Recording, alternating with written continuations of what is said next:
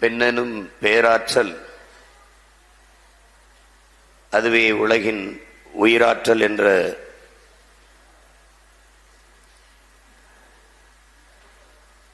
நிலைப்பாட்டை நாம் முன்னிறுத்தி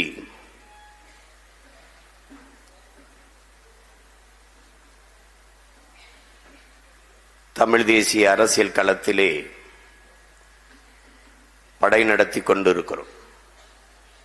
நாம் தமிழர் கட்சியில் 22 பாசறைகள் சுற்றுச்சூழல், குருதிக்கொடை, கையூட்டு ஊழல் ஒழிப்பு, இளைஞர், மாணவர், வீரத்தமிழர் முன்னணி எப்படி பல்வேறு பாசறைகள் இருந்தாலும் மிகுந்த சிறப்பிற்கும் பெருமைக்கும் உரிய பாசறை மகளிர் பாசறை தான் என்பதில் எனக்கு பெருமையும் மகிழ்ச்சியும்.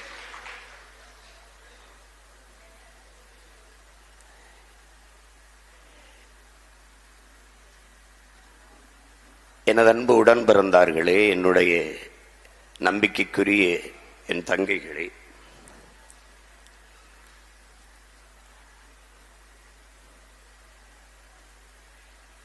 பெண்மையை போற்றாத எந்த சமூகமும் மேம்பட்டதில்லை.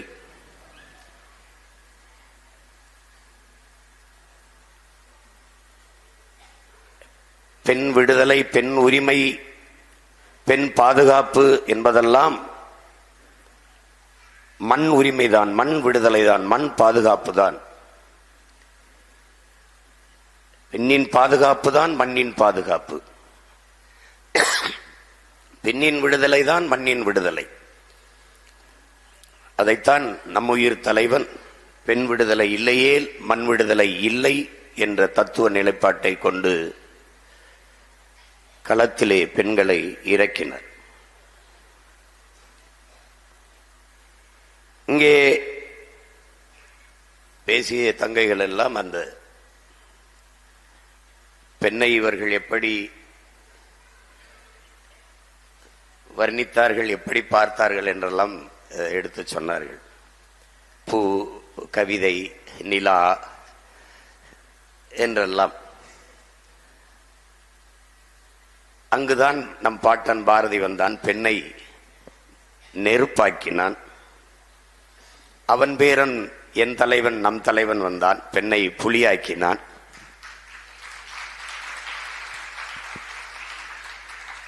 அவன் மகன் நான் வந்தேன், அரசியல் களத்தில் புரட்சி தீயாக்கினேன்.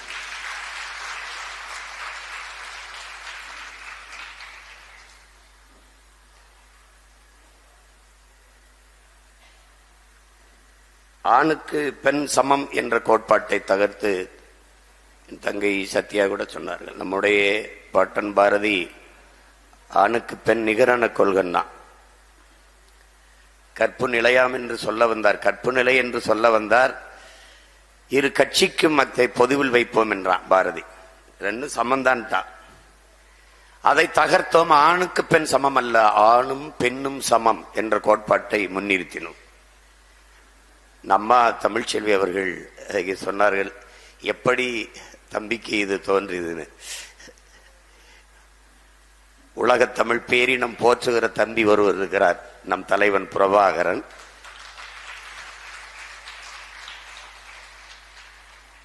அவர் சிந்தனையை, அவர் செயல்படுத்தியதை வேறு வடிவத்தில் அவன் மகன் நான் இந்த களத்தில் நிலத்தில் முன்னெடுத்து செல்கிறேன். பெண்ணுக்கு சம உரிமை என்பது, அதை பேசுவது, அதை கொடுப்பது, அதை செய்வதெல்லாம் பெருமைக்கு இல்லை, பிறவி கடமை. அதை செய்கிறோம். ஒரு ஆண்மகன் பிறப்பே பெண்ணை போற்றுவதற்கு, மதிப்பதற்கு, பாதுகாப்பதுதான். ஏன்னா பெண் இல்லை என்றால் பிறப்பேது பெருமக்களே, பெண் இல்லை என்றால் பிறப்பேது.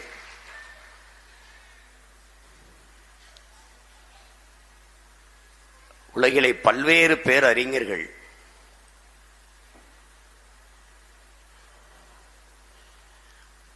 ஆணின் அத்தனை வெற்றிக்கும் பின்னால் இருப்பது பெண்தான் என்கிறார் வியாசர்.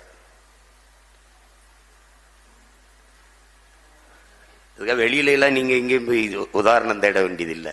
உங்க முன்னாடி நிற்கிற உங்கள் உடன் பிறந்தவனே சான்று, உங்கள் மகனே சான்று.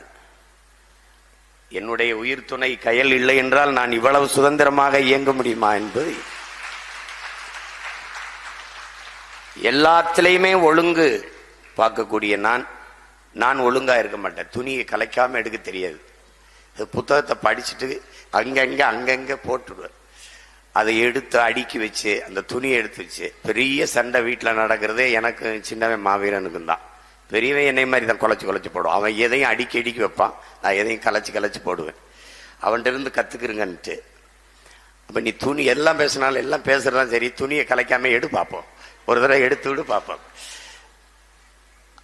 வீட்டை கயல் பார்த்து கொள்ளும் அப்படிங்கிறதுனால எனக்கு கொடுத்த அந்த சுதந்திரத்தால தான் உங்க பிள்ளை தொடர்ச்சியா களத்துல என்னை கேட்கிறாங்கல்ல, எப்படா இருக்கிறாய்.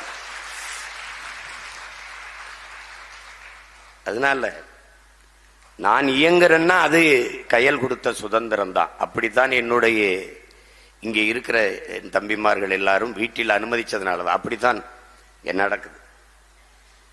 இங்கே நபிகள் சொர்க்கத்தை எங்கே தேடிக்கொண்டிருக்கிறீர்கள், அது உங்கள் தாயின் காலடியில் இருக்கிறது என்கிறார்கள். ஆபிரகாம் லிங்கன் சொல்றான், நான் இதுவரை பெற்ற வெற்றிக்கும் இனிமேல் பெறப்போகிற வெற்றிக்கும் காரணம் என் தாய் தான் என்று சொல்றார் ஆபிரகாம் லிங்கன்.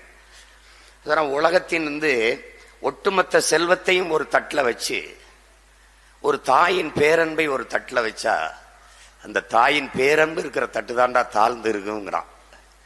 அது சொல்றான், உன்னை பார்த்து உலகத்துல நீ எவ்வளவு வளர்ச்சி அடைந்தாலும், எவ்வளவு வெற்றி பெற்றாலும், எவ்வளவு புகழை தொட்டாலும், எவ்வளவு உயரத்திற்கு போனாலும் உன்னை பார்த்து பொறாமைப்படாத ஒரே ஒரு உயிர் உலகத்தில் உண்டென்றால் அது உன்னை பெற்ற தாய்தான் என்க. அந்த தாயை போற்றாது வேற என்ன பிறப்பில் பெருமை இருக்கு, பயன் இருக்கு சொல்லுங்க பாப்போம். நாங்கள் 117 இடம் சம வாய்ப்பு கொடுக்கிறது என்பது பெருமைப்பட்டுக் கொள்ளல, எங்கள் பிறப்பை பெருமைப்படுத்த, அதுக்கு கடமையை செய்யதான். அதனால செங்கொடி குறியீடா வச்சிருக்க பறையோட நிக்கிற அந்த படத்தை குறியீடா வச்சது அது சாதி பறையல்ல, ஆதி பறை. அதை அடித்து பகை முகத்தில் அறை என்பதை சொல்வதற்கு தான் அதை வச்சிருக்கு. ஒரு வீர மரத்தி அண்ணன்மார்கள் 3 பேர் உயிரை காக்க தன்னுயிரை கொடுத்தவள், தனலுக்கு தன்னுடலை தின்ன கொடுத்தவள். எல்லோரும் மறந்து போயிருக்கலாம், ஆனால் மான தமிழ் மக்கள், தமிழ் பிள்ளைகள் நாம் மறக்க முடியாது. அதனால்தான் மகளிர் பாசறையின் எழுச்சி குறியீடாக தங்கை செங்கொடியை ஏந்தி பயணிக்கிறோம்.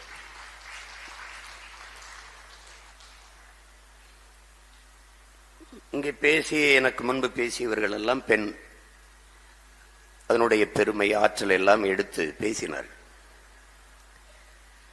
உங்களுக்கு வெளியில் வேற நிலத்தில், வேற களத்தில், வேற இனத்தில் வரலாற்று சான்றுகள் முன்மாதிரிலாம் தேவையில்லை. நம்ம இனத்தில் உலக வரலாற்றில் இப்படி ஒரு பெண்மகள் இருந்திருப்பாளா என்று எண்ணுகிற அளவிற்கு நம்முடைய வீர பெரும்பாட்டி வேலு நாச்சியார் வாழ்ந்திருக்கிறார்கள் என்பது மிகுந்த பெருமைக்குரியது. அந்த பரம்பரையில் நாம் வந்திருக்கிறோம் என்பது நம் ஒவ்வொருவருக்கும் திமிரும் பெருமையும். அதை நீங்க புரிஞ்சுக்கணும். 200 ஆண்டுகளுக்கு முன்பு கணவனை இழந்த ஒரு பெண் எப்படி நடத்தப்படுவாள் என்பது நீங்கள் அறிவீர்கள். இந்திய துணைக்கண்டத்தின் வரலாற்றில் வெள்ளையர்கள் ஆட்சியை எதிர்த்து எத்தனையோ வீரமறவர்கள் போரிட்டிருக்கிறார்கள், ஆண் மன்னர்கள். ஆனால் ஒரே ஒரு பெண்மகள் தான் போரிட்டு போரிலை களத்திலே வென்றிருக்கிறாள். அது ஒரே ஒரு பெண்ணு தான், அது நம்முடைய பாட்டி வேலு நாச்சியார் தான். ஒரு பெண்மகளை அரசியாக தலைவியாக ஏற்று 2 வீரமான மறவர்கள் தளபதியாக நின்று போர் செய்திருக்கிறார்கள். அது நம்முடைய பாட்டன்கள் மருது பாண்டியர்கள் தான். ஏன் இந்த பொம்பளை பின்னாடி போய் நம்ம என்னடா சண்டை போடுறது? இல்ல, நம் வீர மாதா ராஜா மாதா என்று வேலு நாச்சியாரை முன்னிறுத்தி மானமிக்க மறவர்கள், வீர மறவர்கள் நம்முடைய பாட்டன்கள் போரிட்டு களத்திலே வென்று மறுபடியும் இழந்த நிலத்தை மீட்டி முடிசூடியவள் மான மரத்தி நம்முடைய பாட்டி வேலுநாச்சியார் என்பதை என்னரும் தங்கைகள் மறந்துவிடக்கூடாது. அந்த பெருமை, அந்த ரத்தம், அந்த பரம்பரை, அதில் வந்தவர்கள் நாம் என்கிற நிமிர்வு நமக்கு இருக்கணும். அதே வழியில்தான் தலைவர் அவர்கள் சரிவாதி பெண்களுக்கு களத்திலே வாய்ப்பு கொடுத்தார். ஆணுக்கு பெண் நிகராக இலக்கியம் படைக்கலாம், அரசியல் செய்யலாம், களத்திலே நின்று போர் செய்யலாம் என்கிற நிலைப்பாட்டை உருவாக்கினார்.